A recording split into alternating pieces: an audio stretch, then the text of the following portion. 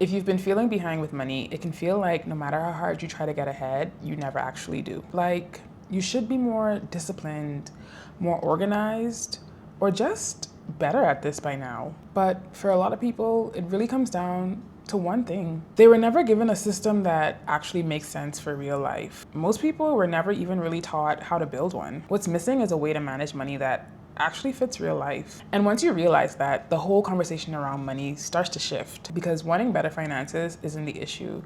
That's literally the whole point. Most people care. Most people are trying to get better with their money. So today I want to talk about what getting your money together actually looks like in 2026 in a way that feels doable, flexible, and realistic. Quick context if you're new here. I'm Brianne. I'm a CPA, and I talk about realistic money habits and intentional spending. I'm not here to tell you to stop enjoying your life or to be perfect with your money. I care way more about helping people build systems that actually work. And before we get into anything tactical, I want to talk about why money feels so heavy for a lot of people. At some point, money stops feeling simple. Bills get higher, life gets busier, and suddenly it feels like no matter how hard you work, you're still reacting. Because honestly, it's not just about the numbers, it's the mental load. You check your account and feel a little tense. You hesitate on spending, even on things that you've planned for. And by the end of the month, you're wondering, where did all my money go? That experience is way more common than people realize. And it usually happens when your money doesn't have a clear direction. When there's no structure, everything feels chaotic. And this is important to understand early on. Getting your money together isn't about spending less, it's about spending intentionally. And once you approach money in that way,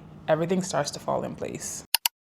So when I think about what actually makes the biggest difference when it comes to money, it always comes back to the same few things. Not fancy tools, not extreme discipline, just a simple structure that you can come back to. And for me, that structure has 3 parts. I'll walk through them, and as I do, you'll probably start to notice where things feel a little bit off for you. So what does it mean to actually have a system? A system doesn't have to be complicated. It just means your money has assignments. You know what needs to be covered, you know what you're working towards, and you know where your money is allowed to be enjoyed. When those things are clear, money starts to feel calmer. You're no longer guessing or hoping things work out because you've already decided ahead of time. Everything starts with awareness. And I don't mean tracking every single dollar or being obsessed with your spending. I just mean knowing what's going on, what's coming in, what's going out, and where your money tends to disappear without you even realizing. A lot of people avoid this step because they think it's going to make them feel bad or even sometimes guilty for their spending. But honestly, most people feel relieved once they actually see what's going on, because now you're not guessing anymore. And once you finally start knowing what's going on with your money, the next step feels more natural because now you have something to work with. This is where planning comes in. And planning doesn't mean restriction, it just means deciding ahead of time. You're deciding what needs to be covered and what takes priority. You're deciding what you're working toward, and you're deciding where your money is allowed to be enjoyed. When these decisions are made in advance, spending your money feels less stressful because you're no longer trying to figure it out in the moment.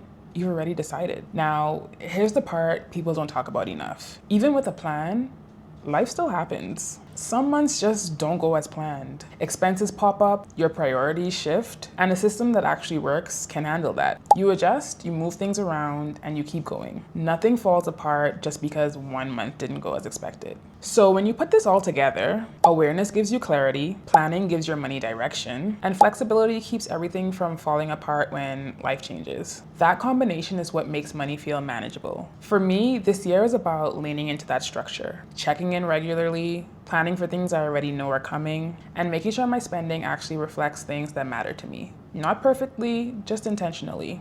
And if this feels like a lot, you don't have to do everything at once. Just start with one check-in, one list, one small step. That's how momentum builds. So if you've been wanting a better relationship with your money, you're not behind. You're just starting with more awareness. This channel is about realistic money habits, intentional spending, and learning as we go. If that sounds like something you want to be a part of, I'd love for you to subscribe. And tell me in the comments, which part of this do you feel like you need the most right now?